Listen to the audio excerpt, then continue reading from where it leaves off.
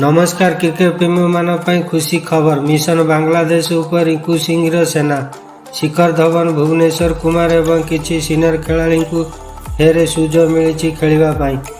किसी नुआ खेलाड़ी और सीनियर खेलाड़ी को रेस्ट दि जाइए। इंडिया वर्सेस बांग्लादेश मध्य नुआ सीरीज खेल होगापाई सूचना देले बीसीसीआई। एथिपाई बीसीसीआई एमती खेलाड़ी घोषणा करिसेंती जो खेलाड़ी बहुत दिन हम इंडिया टीम रु बाहर अच्छा। आपण मैंने भिडियो सबू किछि जानिबा को पाइबे।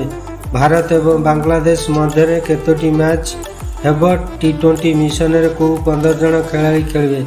अबिका इंडिया वर्सेस इंग्लैंड 5टी टेस्ट खेल चली। 22 मार्च को आईपीएल खेल स्टार्ट हेब। से सबू खेलाड़ी व्यस्त अच्छा।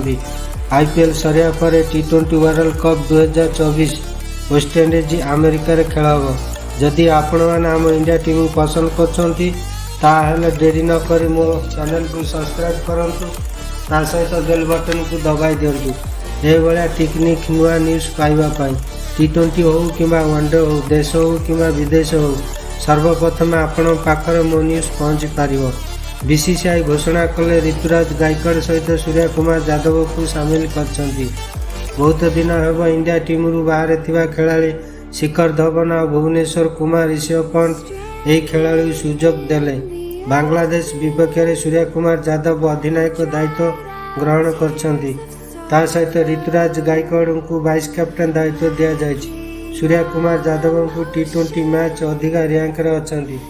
ऋतुराज गायकवाड़ दुर्दांत बैटिंग फॉर्म अच्छा। शिखर धवन भली सीनियर बैट्समैन खेलिए। धुरंधर बॉलर भुवनेश्वर कुमार को सामिल करेंगे। सेहीपरि रिंकू सिंह 2 वर्ष हेब जबरदस्त बैटिंग फॉर्म अच्छा। ऑलराउंडर शिवम दुबे खेलिबार नजर आसवे। ता सहित इंडिया टीम रु सीनियर खेलाड़ी स्पिन बॉलर विजेंद्र चहल खेलिबार संभावना अच्छी।